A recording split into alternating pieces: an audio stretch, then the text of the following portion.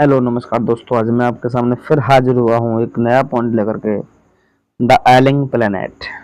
The ailing planet, आप देख सकते हो यहाँ लिखा हुआ है द एलिंग प्लैनेट। और इसका जो राइटर है ailing planet, the green movement role Nani पालकी वाला, जो कि इसका राइटर रहा है। इसमें बताया जाएगा कि पृथ्वी को बीमा ग्रह क्यों कहा गया है, कारण क्या है इस पृथ्वी के बारे में आपको दिखा सकता हूँ एक बार। अभी देखिए पृथ्वी है, और पृथ्वी को बीमा ग्रह क्यों कहा जाता है। ये देखिए पृथ्वी की पिक्चर देख सकते हो आप, पृथ्वी पिक्चर देख सकते हो बैठ के, देखिए सभी। यहाँ पर ये देखो पृथ्वी किस तरीके से शो की जा रही है। पृथ्वी कितनी परेशान है भाई, पृथ्वी कितनी परेशान है। इसको एलियन प्लैनेट क्यों कहा जाता है? वो क्योंकि भाई जिस तरीके से व्यक्ति को अपने जीवन को चलाने के लिए बहुत सारी चीज़ों का सहारा लेना पड़ता है, लेकिन कहीं ना कहीं अगर वो प्रॉब्लम क्रिएट करता है, बॉडी के साथ खिलवाड़ करता है, तो बीमार हो जाता है। ऐसे ही आजकल हमारी पृथ्वी बीमार होती चली जा रही है। तो देख लेते हैं इस एलिंग प्लैनेट में क्या बताया गया है। तो मैं सबसे पहले बताऊंगा, नानी पालकी वाला जो था इसका जन्म 1920 में हुआ था। नानी पालकी वाला का जो जन्म हुआ था 1920 में हुआ था, और बम्बई में हुआ था। और इन्हें मिडिल क्लास में हुआ था, बहुत ही मध्यम वर्ग का परिवार था, उसमें जन्म इसका हुआ था नानी पालकी वाला का। और एक पारसी फैमिली थी, उसमें जन्म हुआ था जी इसका। लेकिन हम बताएंगे कि इसमें क्या बताया गया है कि पृथ्वी को बीमा ग्रह क्यों कहा गया है, इसका कारण क्या है, व्यक्ति को इसके अकॉर्डिंग जागरूक क्यों नहीं हुआ व्यक्ति, ऐसी कौन सी समस्या रही है, तो देख सकते हैं। तो लेटेस्ट स्टार जैसे तो सबसे पहले हम बात करेंगे मेरे प्यारे डियर स्टूडेंट्स कि आजकल जो चल रहा है वो मानव जो है पृथ्वी को बीमार करते चला जा रहा है, ध्यान नहीं दे रहा है, केयर नहीं कर रहा है। समझे, इतिहास में कोई, इस संसार में कोई व्यक्ति संसार के इतिहास में किसी ऐसी क्रांति को याद नहीं कर सकता है जिसे मानव जाति की कल्पना में इतनी शीघ्रता से अपनी जगह बना ली हो। भाई आप समझ सकते हो। और हरित क्रांति ने जो लगभग 25 वर्ष पहले, लगभग 25 साल पहले की बात मैं आपको बता रहा हूँ कि आरंभ हुआ था ये। और 1972 में 1972 में समस्त राष्ट्रों को लेकर संसार का पहला हरित क्रांति दल न्यूजीलैंड में स्थापित किया गया था। भाई बोझे बताओ, 1972 में पहला हरित क्रांति दल कहाँ पर स्थापित हुआ था? तो न्यूजीलैंड में स्थापित हुआ था। तब से इस क्रांति ने पीछे मगर अभी तक तो देखा नहीं है भाई। और यह हम ये कह सकते हैं कि यंत्र विन्यास संबंधी जो दृष्टिकोण से संसार के सर्वांगीण जो विकास है, दृष्टिकोण का तक बदलाव किया गया है, पारिस्थितिक दृष्टिकोण तक बदलाव किया गया है। और यह मानव के प्रत्यक्ष ज्ञान में ऐसा क्रांतिकारी बदलाव है, ऐसा क्रांतिकारी बदलाव है। तो आप देख सकते हो कि इसमें ऐसी कौन सी कंडीशन रही है, बदलाव है, जैसा कि कोपरनिकस ने शुरू किया था। भाई शुरुआत में एक वैज्ञानिक रहा है कोपरनिकस। कौन रहा है जी? कोपरनिकस। कोपरनिकस एक वैज्ञानिक रहा है, उसने कहा था कि 16वीं शताब्दी में, भाई 16वीं शताब्दी में मानव जाति को सिखाया, उन्होंने बताया मानव जाति को कि पृथ्वी और अन्य ग्रह सूर्य के चारों घूमते हैं। कि जो पृथ्वी है, ये वाली पृथ्वी है, और अन्य बहुत सारे ग्रह हैं, ये सूर्य के चारों तरफ घूमते हैं, सूर्य के चारों तरफ रोटेट करते हैं, घूमते हैं। और जब ये सूर्य के चारों तरफ घूमते हैं तो आप सोच सकते हो, ये कोपरनिकस ने बताया था। और मानव इतिहास में सबसे पहली बार इस संसार में बढ़ती हुई चेतना विकसित हुई, और पृथ्वी स्वयं में एक जीवन अवयव है। आप जानते हो पृथ्वी स्वयं में अपना एक जीवन अवयव है, और एक दीर्घाकार अस्तित्व जिसके हम सभी हिस्सा बन चुके हैं। बदलाव संबंधी इसकी जो अपनी आवश्यक जरूरतें हैं, इनको महत्वपूर्ण क्रिया दी गई हैं जिनका सम्मान किया जाना चाहिए। और हम ये कह सकते हैं कि इनका जो सम्मान किया जाना चाहिए, बहुत सारी चीजें सामने आती हैं। गिरते हुए स्वास्थ्य को भी आप देख सकते हो। ये पृथ्वी देखिए, ऐसा लग रहा है पता नहीं कितने दिनों से बीमार है। तो हमें कैसे, गिरते हुए स्वास्थ्य को पर्यावरण के प्रति पृथ्वी के उपादान धर का प्रदर्शन करता रहता है। और हमने भी अपने नैतिक दायित्वों को महसूस किया है, जिससे कि हम अच्छे इन चीज़ों को खिदमतकार भी, अच्छे भावी पीढ़ियों का दी जाने वाली धरोहर के लिए भी जिम्मेदार न्यासी बन सकें। और 1987 में आप समझ सकते हैं, 1987 में पर्यावरण के और विकास के विश्व आयोग ने स्थायी गति से चलने वाले विकास को लेकर के लोकप्रिय बनाया था इसको। और हम ये कह सकते हैं, उसने अपनी रिपोर्ट में बताया कि ऐसी बहुत सारी घटनाएं रही हैं जिनकी आपस में पूर्ति हो सके। और किसी भी प्रकार का समझौता भाई पीढ़ियों की आवश्यकता के खिलाफ भी ना हो। लेकिन हम ये देख सकते हैं, देखो मैं आपको बता दूं, यहाँ आप देख सकते हो ये पृथ्वी के बारे में बताया गया है यहाँ पर कि पृथ्वी के पूरे जीव जंतु मानव सब पृथ्वी का हिस्सा है ये। और आगे मैं दिखा सकता हूँ, देखो मानव हैं, यहाँ मानव दिखाई दे रहे हैं, यहाँ भी आप देख सकते हो मानवों को। यहाँ देखो मानव किस तरीके से भी काटता चला जा रहा है, अपनी जगह को बनाता चला जा रहा है। ये देखिए रेगिस्तान का फोटो दिखाया गया है, यहाँ रेगिस्तान कैसे बन जाता है।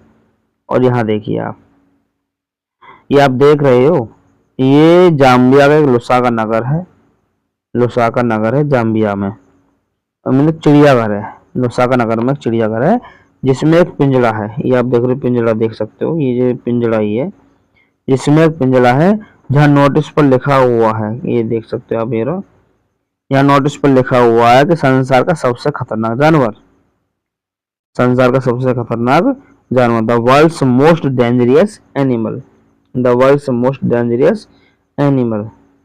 तो आप समझ सकते हो संसार का सबसे ज्यादा खतरनाक जानवर, यहाँ लिखा हुआ the most dangerous animal in the world, संसार में सबसे खतरनाक जानवर कौन सा है। तो आप सोच सकते हो पिंजरे के अंदर कोई भी नहीं है भाई। सबसे खास बात तो यह है कि पिंजरे के अंदर कोई नहीं है और कोई जानवर नहीं है, बल्कि वहां एक शीशा रखा हुआ है, एक शीशा रखा हुआ है जिसमें आप अपने आप को देख सकते हो।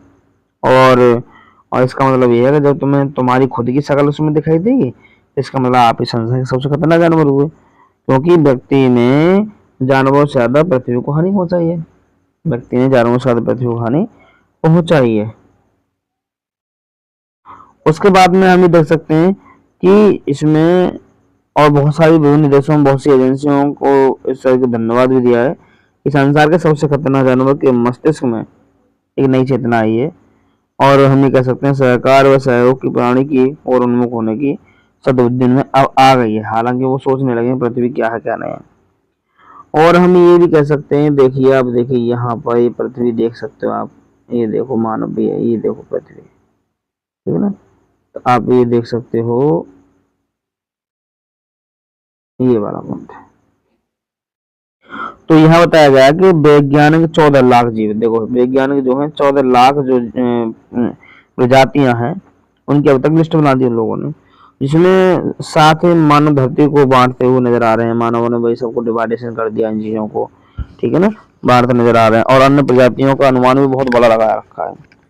और वो कह रहे हैं कि अभी बहुत सारी जातियां जो हैं, अभी बहुत सारी, जैसे आप देख रहे हैं ये हिरण वगैरह दिखाई दे रहा है आपको, अभी ऐसी बहुत सारी जातियां रही हैं जो कि बिना नाम के अज्ञानता के अंधेरे में पड़ी हुई हैं। और उनका आइडिया लगाया है कि कम करीबन 30 लाख से लेकर के 10 लाख तक ऐसी बहुत सारी जातियां हैं, प्रजातियां हैं जिनका अभी पता ही नहीं चला क्या है क्या नहीं है, वो सब अज्ञानता के अंधेरे में पड़ी हुई हैं। और हम ये देख सकते हैं कि सूर्य के अंतर्राष्ट्रीय आयोग जो कि अपने मामलों के साथ साथ पारिस्थितिक और पर्यावरण के प्रश्न से संबंध भी रखते हैं, और एक ब्रंट आयोग है, और उसने जिसमें से एक प्रसिद्ध भारतीय है एल के झा, और एक ब्रंट आयोग था, उसके जो प्रसिद्ध भारतीय रहे एल के झा, उन्होंने बताया था, एल के झा, ठीक है ना। तो इन्होंने बताया था कि पहली बार ब्रंट रिपोर्ट ने प्रश्न उठाया कि क्या हम अपने पीछे आने वाली पीढ़ियों के लिए रेगिस्तान की ओर बढ़ते हुए इस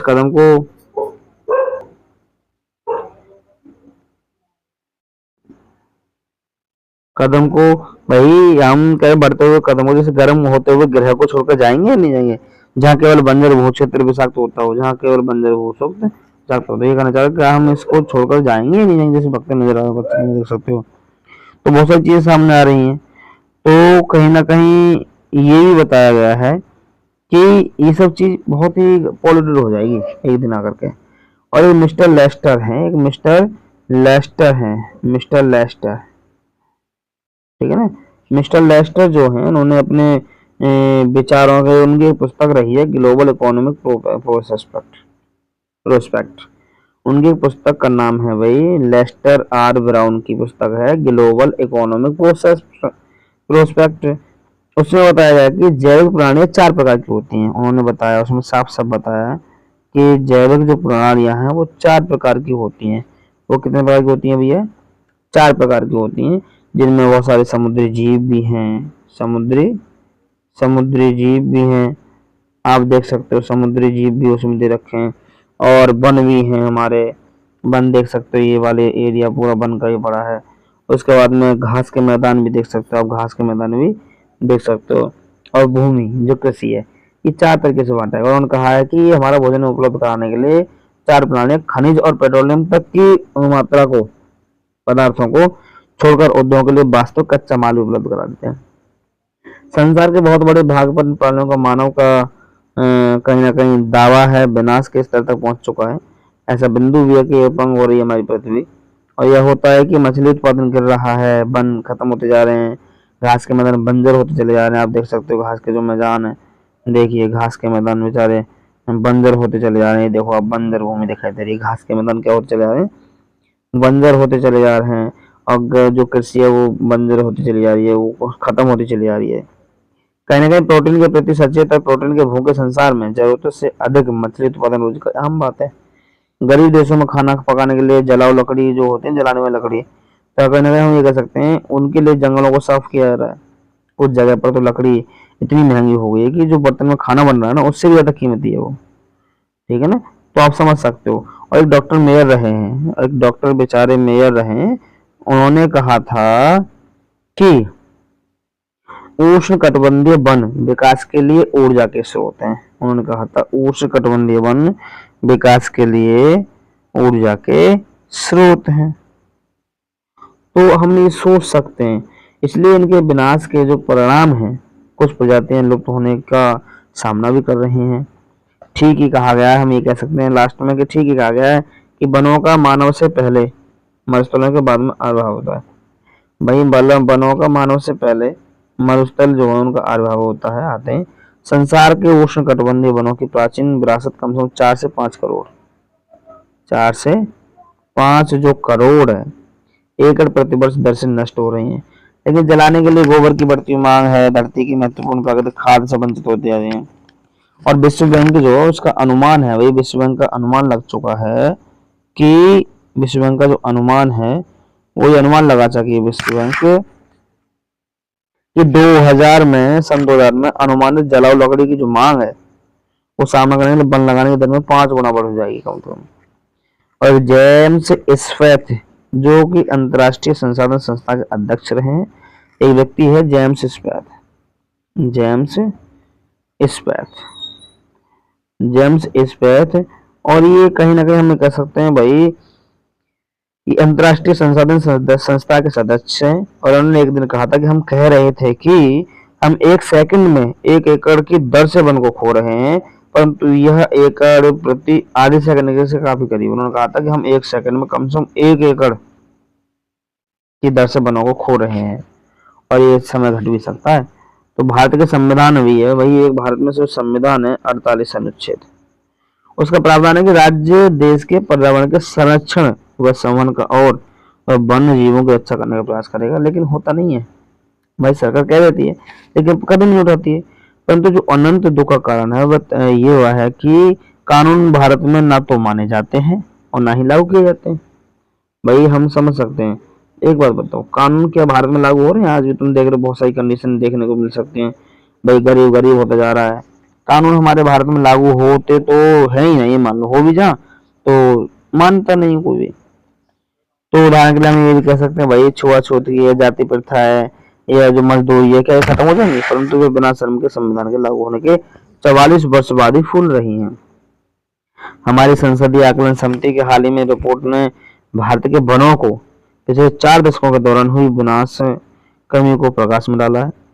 और हम ये कह सकते हैं, विश्वास के साथ कह सकते हैं कि 37 लाख एकड़, 37 लाख एकड़ जो प्रति दर की दर से अपने वनों को खो रहा है। बड़े क्षेत्र में जो सरकारी तौर से हम कह सकते हैं भूमि के रूप में अंकित है, पहले ही वास्तविकता में पेड़ों से रहित हैं। ये वनों के वास्तविक विनाश का जो अनुमान है सरकारी संख्या के द्वारा कम से कम इसका 8 गुना है, कम से कम इसका 8 गुना दे रखा है। तो हम लास्ट देखो सोचने वाली बात तो ये आप देखिए, ये गरीब व्यक्ति है बेचारे, उपग्रहों व हवाई फोटोग्राफी का उपयोग करके बहुत सारे संयुक्त राष्ट्र द्वारा 3 वर्षीय अध्ययन सचित करता है। पर्यावरण काफी बुरी तरह से विषाक्त हुआ है, पॉल्यूटेड हुआ है। 88 देशों में, करीबन 88 देशों में जांच पड़ताल करने पर इसमें काफी देशों की स्थिति नाजुक भी हो चुकी है। काफी स्थिति नाजुक हो गई है। इनमें कोई शक वाली बात नहीं है कि संसार की जनसंख्या में बढ़ोतरी हो रही है। भाई इसमें शक वाली बात क्या है? देखो आप देख सकते हो संसार की जनसंख्या में बढ़ोतरी हो रही है, बेचारे बच्चे भाग रहे हैं तो जनसंख्या बढ़ रही है। और देखो गरीब कर भी क्या सकता है, बच्चे पैदा कर सकता है बस। तो यहाँ नॉर्मल तरीके से देखो गरीब के ही बच्चे हैं, जैसे यही नहीं पता करना क्या है लाइफ में, क्या नहीं करना, बस 5 5 7 7 होते चले आ रहे हैं। तो ये भी बहुत बड़ी समस्या बन नहीं पैदा होने की। और हम ये कह सकते हैं कि जनसंख्या में बढ़ोतरी भविष्य के मानव समाज को शक्तिशाली कारणों में से एक है प्रॉब्लम क्रिएट करने में। मानव को 1 अरब जनसंख्या तक पहुंचने में 10 लाख वर्ष से भी अधिक लगे, लेकिन 1800 तक तो ये जनसंख्या सामान्य थी। सन 1800 तक तो ये जनसंख्या नॉर्मल थी, कोई दिक्कत नहीं है। लेकिन 1900 तक 1 अरब और जुड़ गई और 20वीं शताब्दी में 3 अरब 70 करोड़ जोड़ दिए गए इसमें। और अनुमान है संसार में वर्तमान में 5 अरब 70 करोड़ है। ये अनुमान आपका नहीं है, काफी समय का है। अब वो कहना चाह रही हो 5 अरब 70 करोड़ जनसंख्या है, लेकिन अब का अनुमान नहीं, काफी समय पहले का अनुमान था। और 4 दिनों में संसार की जनसंख्या में 10 लाख की बढ़ोतरी हो जाती है। 4 दिन के अंदर 10 लाख बढ़ जाते हैं संसार में, सोचो आप। एक आइडिया के अकॉर्डिंग बताया गया है ये सब चीजें। और हम ये कह सकते हैं कि जैसे जैसे आय बढ़ती चली जाती है, शिक्षा का प्रसार होता चला जाता है। भाई आप देख सकते हो जैसे आय बढ़ी, शिक्षा का प्रसार हो रहा है, ठीक है ना। और स्वास्थ्य में सुधार भी होता है, जैसे जैसे संतान कम हो जाती चली जाती है, कम बच्चे पैदा होते हैं, इस प्रकार विकास सबसे श्रेष्ठ कर्म निरोधक है। परंतु यदि जनसंख्या में वर्तमान बढ़ोतरी जारी रही है तो विकास संभव हो नहीं सकता। इसीलिए से बच्चे पैदा जाते होते रहे तो विकास कहाँ से हो जाएगा, पॉसिबल ही नहीं है। इसलिए आप समझ सकते हैं विकास के लिए जनसंख्या में भी बहुत बड़ा समाधान होना चाहिए। धनी लोग और धनी होते चले आ रहे हैं, अमीर लोग अमीर होते चले आ रहे हैं, आप समझ सकते हो। लेकिन गरीब निर्धन जो है वो बेचारे बच्चे पैदा करने में लगे पड़े हैं। निर्धन रहने के लिए अभी परेशान हो जाते हैं। बच्चों का अर्थ अधिक मजदूर नहीं है, केवल ज्यादा बेरोजगार लोग होना है। उचित नहीं है कि आप देख सकते हो गरीबों के बच्चे कैसे बेचारे भाग रहे हैं। उचित नहीं है मानवों के साथ पशुओं की तरह से व्यवहार करा जा रहा है। और अनिवार्य रूप से उसकी नसबंदी भी की जाए। और स्वच्छता से परवाह नहीं देने का कोई विकल्प नहीं है, उसमें जबरदस्ती का भाव नहीं आना चाहिए। वास्तव में चयन दो बीजों के बीच है, जनसंख्या का नियंत्रण और निर्धनता के स्थायी रूप से बने रहना। और हम ये भी कह सकते हैं, आप देख सकते हो ये जो है, ये जो पॉइंट दिखाया गया है यहाँ पर, भारत की जनसंख्या आज 92 करोड़ के लगभग है। और अफ्रीका और दक्षिण अमेरिका की संपूर्ण जनसंख्या को मिलाकर भी ज्यादा है हमारे यहाँ की जनसंख्या। भाई दक्षिण अफ्रीका और दक्षिण अमेरिका को सबको मिलाकर के जनसंख्या को उससे भी ज्यादा है। भारत की दशाओं से परिचित कोई व्यक्ति इस बात में शक नहीं करता है कि जनसंख्या को नियंत्रण करने की सर्वोच्चता प्राथमिकता नहीं दी जाती जाएगी। लोगों की उम्मीद है उनकी झोंपड़ियों में दम तोड़ते रहती हैं। मानव इतिहास में पहली बार हम आगे के पहलू पर विचार कर रहे हैं, केवल लोगों के जो अस्तित्व के नहीं है बल्कि पृथ्वी के अस्तित्व की चिंता कर रहे हैं। हम सोच रहे हैं पृथ्वी कैसे बचेगी हमारी पृथ्वी। देखो आप सब लोगों के बारे में सोचो, पृथ्वी के बारे में सोचो, देखो कहाँ कहाँ रास्ते बनाते चले जा रहे हैं, जंगल बेचारे करते चले जा रहे हैं बार बार। तो पृथ्वी दूषित होगी भाई, सीधी सी बात है, ठीक है ना। तो हमने अपने अस्तित्व के जो वास्तविक आधार के से दृष्टिकोण को लेना शुरू कर दिया है। पर्यावरण की समस्या आवश्यक रूप से हमारी मृत्यु का संकेत नहीं देती है, लेकिन भविष्य के लिए हमारा पासपोर्ट भी है। ये संसार के नए दृष्टिकोण ने जो जिम्मेदारी का युग आरम्भ कर दिया ना, एक समूचा दृष्टिकोण है और जो एक पारिस्थितिकी का दृष्टिकोण रहा है। अलग अलग भागों के संग्रह को अपेक्षा संसार का संगठित रूप से देखना जरूरी है भाई। और हम ये कह सकते हैं जिम्मेदारी के इस नए युग में, जिम्मेदारी के इस नए युग में आप देख सकते हो, जिम्मेदारी के इस नए युग में देखो देखो कैसी कैसी कंडीशन देखने को मिल रही है, ठीक है ना। तो जो उद्योग है उसका भूमिका निर्वाह करना हुई है, कितना परिवर्तन आएगा। और आप देख सकते हो व्यापारी रहे हैं mister Edgar S, mister Edgar S एक व्यापारी रहे हैं। उन्होंने जो कि बुलॉड, एडगर एस बुलॉड जो डुपोन्ट के अध्यक्ष हैं, डुपोन्ट के भैया अध्यक्ष हैं, डुपोन्ट के अध्यक्ष हैं ये। और हम ये कह सकते हैं कि दृष्टिकोण से भागीदारी बने, जिन्होंने 5 वर्ष पहले स्वयं की कंपनी के मुख्य पर्यावरण अधिकारी के रूप में घोषित किया गया। उन्होंने कहा था कि प्रमुख निर्माता के रूप में हमारा सतत अस्तित्व अपेक्षा करता है और पर्यावरण काबू में बेहतर करके हम ये दिखाएंगे भी, हम ये बेहतर करके भी दिखाएंगे। उसके बाद मार्गरेट थैचर, उसके बाद में एक व्यक्ति और रहा है मार्गरेट थैचर। मार्गरेट थैचर एक व्यक्ति रहा है, ने अपने प्रधानमंत्री काल में जितनी बयान दी है ना, ये जो भी प्रधानमंत्री था उसने जितने बयान दिए हैं उनमें से कोई भी इतना निर्णायक रूप से प्रचलित नहीं है, अंग्रेजी प्रयोग नहीं लाया आया है जितना कि उनके शब्द हैं। किसी भी पीढ़ी का व्यक्ति, किसी भी पीढ़ी का पृथ्वी पर पूर्ण स्वामित्व नहीं। हम ये कह सकते हैं पृथ्वी किसी के बाप की नहीं है, पृथ्वी किसी के बाप की नहीं है। हम सबको ये जीवन काश्तकार रूप में प्राप्त हुआ है और इस पट्टी की पूरी तरह से मरम्मत करने की जिम्मेदारी हमें मिली हुई है। एक व्यक्ति रहा है लेस्टर ब्राउन, उन्होंने कहा है कि ये पृथ्वी हमें अपने पूर्वज जो हमारे बड़े बुजुर्ग रहे हैं उनसे संपत्ति के रूप में नहीं मिली है, हमने इसको अपने बच्चों से ढाल लिया है। आप समझ सकते हो पृथ्वी किस तरीके से दिखाई जा रही है, ये कंडीशन क्या दिखाई जा रही है, आप देख भी सकते हो। यहाँ से देखो, ये बहुत सारे, मैं कहा था ये फोटो देख सकते हो, बड़े बड़े प्यारे प्यारे फोटो हैं जिनसे आप एक आइडिया लगा सकते हो कि पृथ्वी के ऊपर क्या इफेक्ट पड़ रहा है। ये पृथ्वी देखो कितना प्यारा फोटो है। पृथ्वी परेशान है बेचारी आज की स्थिति में, ये करे भी तो करेगा। तो हम सबों को इसके लिए जागरूक रहना चाहिए, जो कि क्रिएशन चल रही है उन पर थोड़ा अपना कंट्रोलेशन होना चाहिए, क्योंकि इसके अकॉर्डिंग हम बहुत कुछ कर सकते हैं। अब देखते हैं भाई,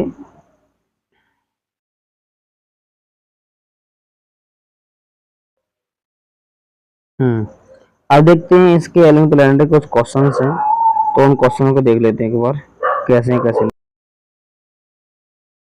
देखिए, why is the earth said to be an ailing planet, पृथ्वी को बीमार ग्रह क्यों कहा गया है। तो देख लेते हैं, द राइटर सीज, राइटर देखता है, दैट की ऑल इज नॉट वेल, सब कुछ ठीक नहीं है भाई विद अवर अर्थ, हमारी पृथ्वी का कुछ भी ठीक नहीं है। It is not good, it is not in good health, ये अपनी अच्छी जो स्वास्थ्य उसमें भी नहीं है। It has lost almost all it's whittle resources, इसने बहुत सारे जो रिसोर्स हैं अपने जो खो दिए हैं बेचारे ने। नाउ मीन्स अब इट इज लाइक, ये दिखती है ए पेशेंट, एक पेशेंट की तरह, हुज कंडीशन, जिसकी कंडीशन इज वर्सनिंग, खराब होती चली जा रही है, इज वर्सनिंग, खराब होती चली जा रही है।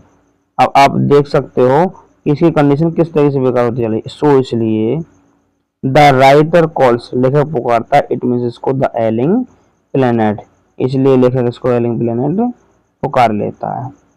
अगला क्वेश्चन है, who is the world's most dangerous animal, संसार का सबसे खतरनाक जानवर कौन सा है, संसार का सबसे खतरनाक जानवर कौन सा है। व्हाट हैज ही लर्नड, और क्या उसने उससे सीखा। Man is the world's most dangerous animal, संसार का सबसे खतरनाक जानवर कौन है भाई, मैन है। कौन है, मैन है। बिकॉज क्योंकि इन हिज लस्ट, इसने अपने भोग विलास के चक्कर में, he has done more harm to the world than any other animal, और इसने अपने फायदे के चक्कर में किसी एक जानवर से ज्यादा पृथ्वी को हानि पहुंचाई है, संसार को हानि पहुंचाई है। ही हैज लर्नड, और सीख भी चुका, ए न्यू अवेयरनेस से जागरूक होना चाहिए, और लेकिन अभी जागरूक हो चुका, हम कह सकते हैं। ही हैज एक्टेड वाइजली, अभी बुद्धिमत्ता से काम कर चुका है। अगला क्वेश्चन है जी आपका, what is the world's ancient पैट्रिमनी,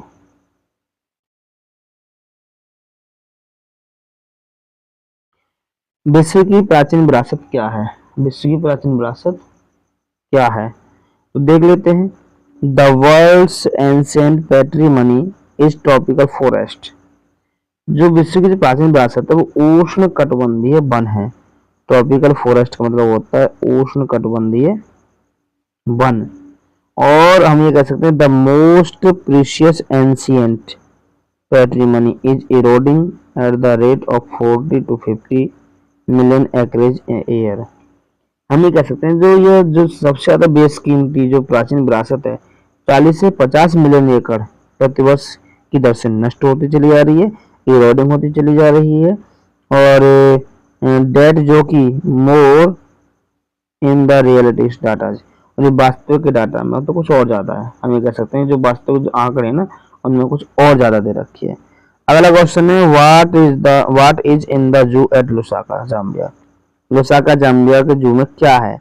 तो देखो, in the zoo at Lusaka Zambia में जो जू है, जो चिड़ियाघर है, देयर इज ए केज, यह एक पिंजरा है, वे में जहां पर द नोटिस रीड, ये नोटिस लिखा हुआ है, the world's most dangerous animal, संसार का सबसे खतरनाक जानवर, एंड और इनसाइड, और इसके अंदर, द केज, इस पिंजरे के जो अंदर है, देयर इज नो एनिमल, कोई जानवर नहीं है, बट ए मिरर, एक शीशा है, लेकिन वे जहाँ पर यू सी योरसेल्फ, तुम अपने आप को देख सकते हो, यहाँ पर तुम अपने आप को देखते हो, यहाँ पर आप देख सकते हो।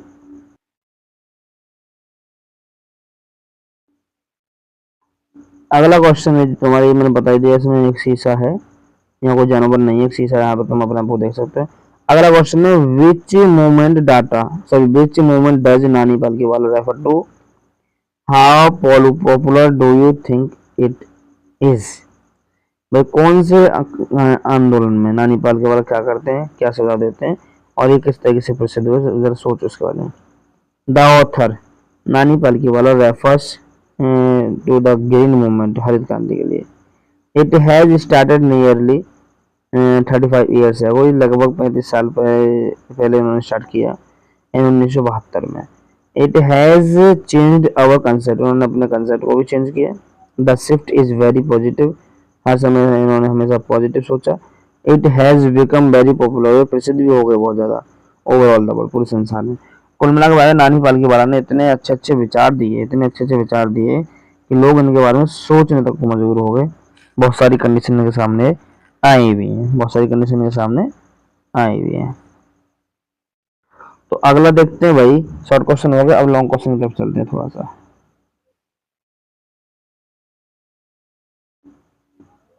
Explain the pass losing the forest and its reason, जंगल को काटने के खत्म होने के कारण बताओ, क्या कारण रहे हैं, वनों के समाप्त होना और इसके कारणों की व्याख्या करते हैं, देख लेते हैं। इन पुअर कंट्रीज, वही गरीब देशों में local forest are being decimated, decimated, आप देख सकते हो, ये थोड़ा ए है, अरे डेसिमेटेड,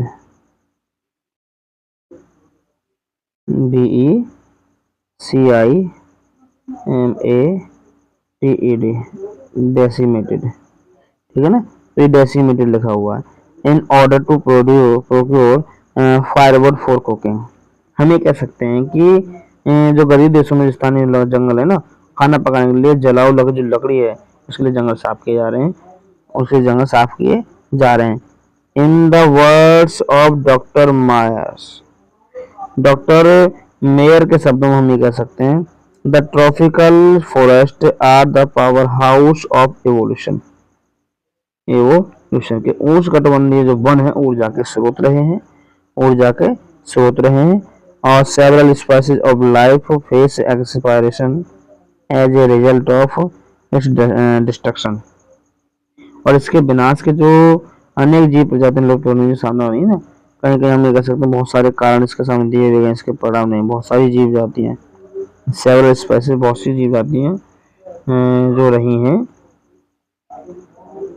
भाई कुल मिलाकर बात यह है कि बहुत सारी प्रजातियां लुप्त होने का सामना भी कर रही हैं, और it has been well said, ठीक तरीके से कहा भी गया है, दैट की द फॉरेस्ट प्रीसीड मैनकाइंड, ये कहा भी गया है, ये सही बात है बिल्कुल, कि वन मानव से पहले आए हैं, डिजर्ट फॉलो, और रेगिस्तान बाद में आया, वन मानव से पहले आए हैं और रेगिस्तान बाद में आए, मरुस्थल है। The world ancient patrimony of tropical forest is now eroding at the rate of 40 to 50 million acreage a year, और हम ये कह सकते हैं कि करीबन आप समझ भी सकते हो कि अब जो संसार है, ये जो जंगल है, जो वन है, जो विरासत है, ये भी धीरे धीरे खत्म होती चली जा रही है। 40 से 50 मिलियन के एक साल में कम से कम इतने लगभग खत्म होती चली जाती है, ठीक है ना। और आगे देख लेते हैं। सो इसलिए the cutting of the forest, the cutting of the forest